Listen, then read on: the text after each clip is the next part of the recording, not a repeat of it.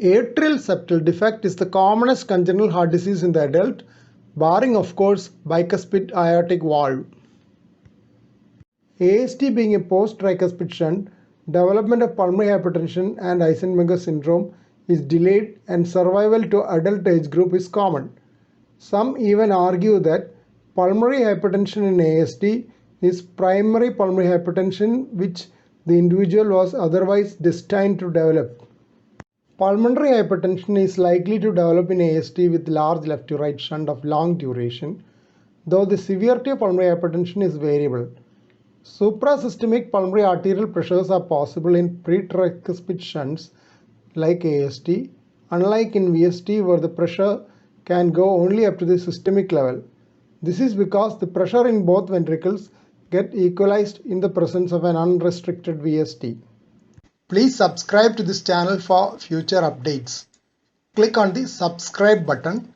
Press the bell icon after that for all updates. Usual types of AST are the commonest ostium secundum AST and the less common varieties of ostium primum AST and sinus venosus AST.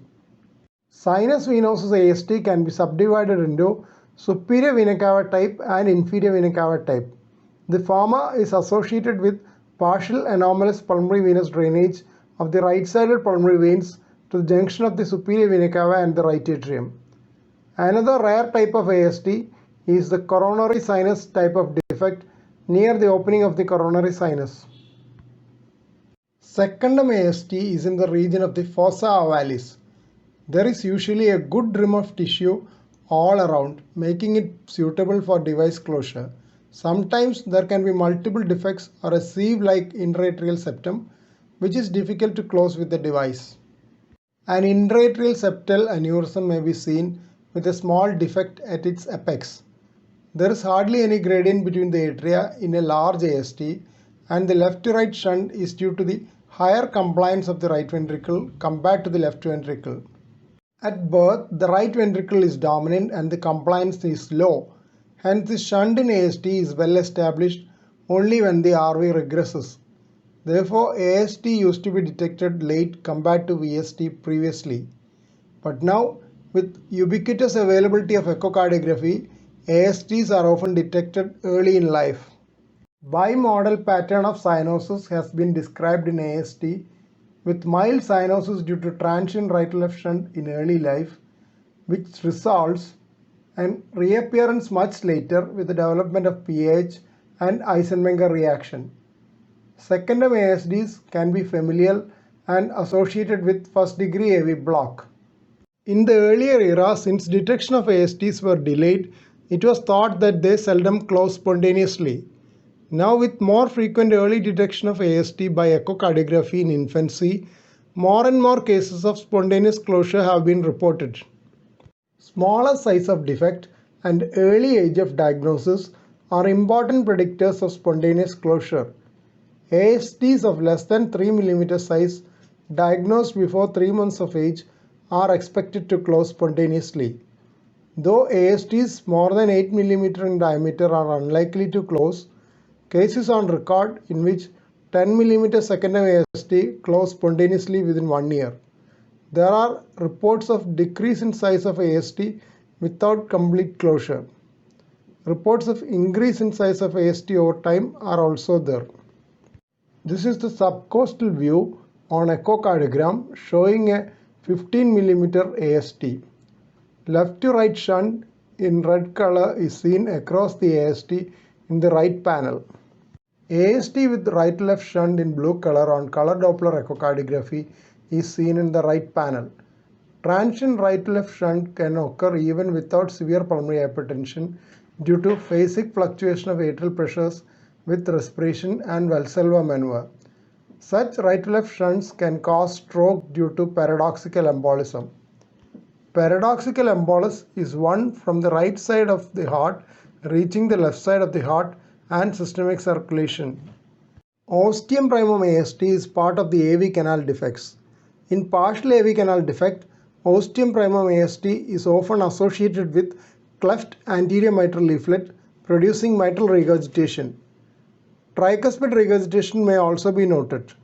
In complete AV canal defect, there is associated canal VST or inlet VST and sometimes a single AV valve.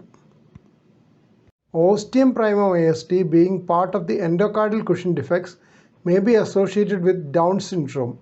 They are more likely to develop pulmonary hypertension and Eisenmenger syndrome earlier. DiGeorge syndrome and Ellis-Van Creveld syndrome are the other conditions which can be associated with ostium primum AST. Ostium primum AST is much rarer than ostium secundum AST. Spontaneous closure is unlikely in ostium primum atrial septal defects. Echocardiogram from the apical four-chamber view shows ostium primum AST seen in the left panel. It may be noted that both AV valves are at the same level. That is, there is no atrioventricular septum. There is no part of the septum between the AST and the AV valves, unlike in secundum AST. Middle panel shows left to right shunt across the AST. Right panel shows bluish mosaic tricuspid regurgitation jet. Left parasternal pulsations or heave indicate right ventricular enlargement or hypertrophy. Pulsations may also be felt in second left intercostal space due to dilated pulmonary artery. The region may be dull on percussion. Wide split second heart sound is the auscultatory hallmark of AST. This is because right ventricular output does not change significantly between inspiration and expiration. In expiration, when right ventricular output is expected to fall, increase in the left-right shunt across the AST maintains RV output, causing fixity of split. Wide split is because of delayed closure of the pulmonary valve due to increased hangout interval in a dilated pulmonary circulation. Pulmonary component of second heart sound may be loud if there is pulmonary hypertension. Ejection systolic murmur along left sternal border is another finding due to the increased flow across the pulmonary valve. A mid-diastolic tricuspid flow murmur may be heard with large shunts, especially in younger individuals. Pansystolic murmur of TR is heard with pulmonary hypertension and in AV canal defects. Mitral regurgitation murmur may be associated in AV canal defects with cleft anterior mitral leaflet.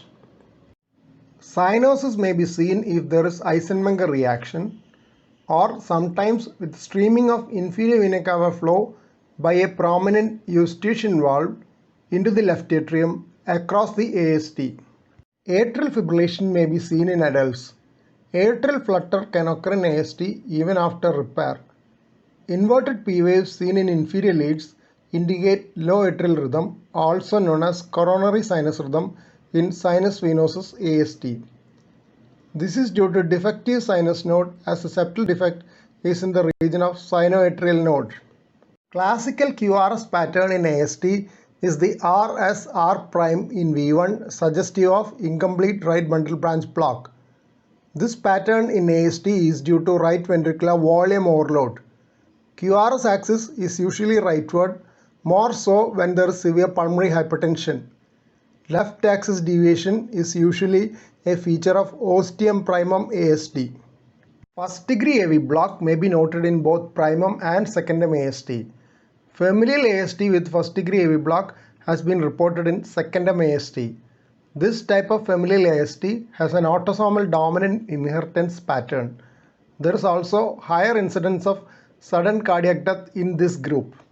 Notching of R wave near the apex in inferior leads has been called Crochettage sign in AST. Crochettage sign has a sensitivity of 73% and specificity of 92% if the sign is present in all three inferior leads. Early disappearance of the Crochettage sign after surgical correction of AST was found in 35% of cases, even when incomplete RBBB pattern was persisting. Crochettage sign in AST manifests as notching of R wave near the apex in inferior leads, marked by arrows. Sharp P waves in V1 and 3 mm tall P waves in lead 2 suggest right atrial overload. RS-R'-S' pattern in V1 is suggestive of right ventricular volume overload. When there is severe pulmonary hypertension in AST, right ventricular hypertrophy and strain patterns are manifest in the ECG. The secondary R wave in V1 is tall and ST segment depression with T inversion are found in anterior and inferior leads. ECG in AST with severe pulmonary hypertension. Tall R prime in V1, ST depression in inferior leads and V2 to V5, and T inversion in inferior leads and V1 to V6 are seen. The classical finding of chest X-ray in AST is pulmonary plethora due to increased vascularity. This is seen when there is a large left-right shunt. More than 5 end-on vessels seen as circular shadows are also often noted. The main pulmonary artery is prominent along with right and left pulmonary arteries. The pulsations of prominent hilar pulmonary arteries on fluoroscopy has been called hilar dance. Right atrial enlargement occurs later, manifests as a shift of the right border towards the right from the midline. In AST with large left-right shunt, the cardiac apex is of RV type and upturned. When there is associated severe MR, a down and out LV apex may be noted. Chest X-ray in AST with pulmonary hypertension. Prominent main pulmonary artery and right pulmonary artery are seen. Left pulmonary artery shadow is retrocardiac, descending from the main pulmonary artery. Right atrial enlargement is visible. Cardiac apex is upturned, suggestive of right ventricular apex. End-on vessels are also seen. Please don't forget to subscribe to this channel for future updates and click on the bell icon for all updates. Thank you.